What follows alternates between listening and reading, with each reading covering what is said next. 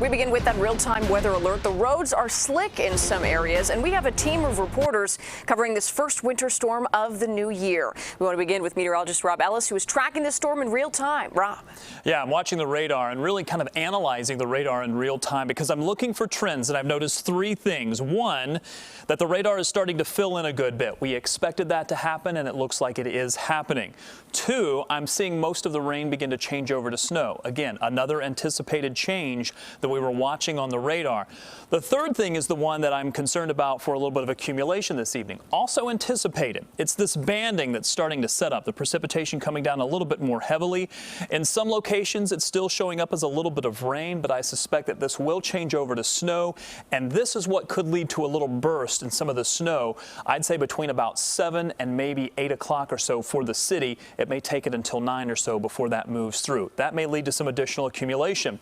But look at your temperatures. They're at or above freezing for all locations. Also anticipated mid-30s right now for the city, but we do have a few locations that are now dipping back down into the freezing point, likely going to continue to drop once we move this precipitation out of here. Some updates to the watches and warnings. The ice storm warning that was previously in place, that has now been dropped. The reason it's flashing is because the National Weather Service is continuing to update their watches and warnings in real time. It's a winter weather advisory for almost all of you, and it's because of that quick little burst of snow that I think is going to move through before very quickly moving out. That's going to be dropping that maybe inch to maybe 2 inches of snow as we get through the next several hours. Temperatures tonight will drop down into the 20s. Now we take you into the southwestern suburbs, Tinley Park, and that's where we find our Marissa Parra. Marissa, you've been out there all day dealing with the elements. Tell me what you've seen and what you're seeing now. Hey Rob, so far the snow in Tinley Park is a no-show. It's just a fine mist right now. We're going to show you, 1 hour ago, we gave you an update on what the ground looked like. You can see there's still patches of ice and snow, but breaking news, there's actually puddles, which should tell you something about the temperatures right now. It is, again, there's no snow. So far, there's no slick sheets of ice like what we saw earlier, which made it very difficult to get around. However, as you mentioned, it does get a little complicated for later, and this wintry mix really is not just a pain for us, it's a pain for those who are actually in charge of treating the roads.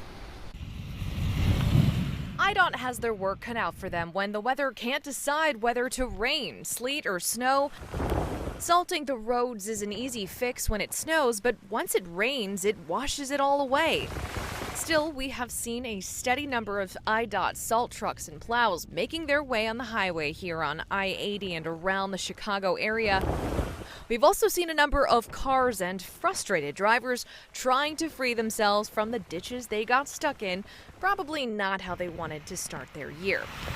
But if there were a day to have slick roads, New Year's Day is probably a convenient one because, relatively speaking, there's just not that many people out and about today.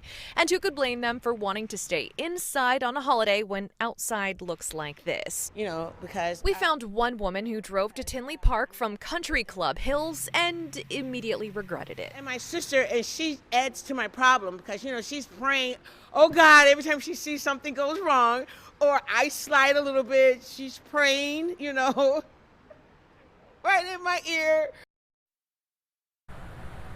So as Rob mentioned, we are keeping a close eye on those dropping temperatures so that black ice would not be ideal for driving. But I will say, when it comes to the conditions out here, not too bad for snowballs. I'm just saying. Reporting live from Tinley Park, Marissa Parra, CBS 2 News.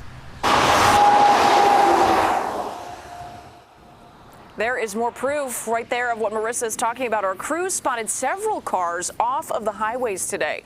Drivers hit ice, slid right off the road. One was found several yards from the highway, another ending up flipped on its side.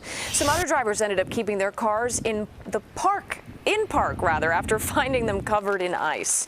Ice-coated trees all over the south and southwest suburbs. And here's a live look now from our mobile weather lab cruising through Wheaton. They've been out there for a bit, and you can see, okay, now that looks like snow. So we're seeing that transition that Rob was talking about. An hour ago, this was just a bit of a mist. So you can see those flakes are pretty big.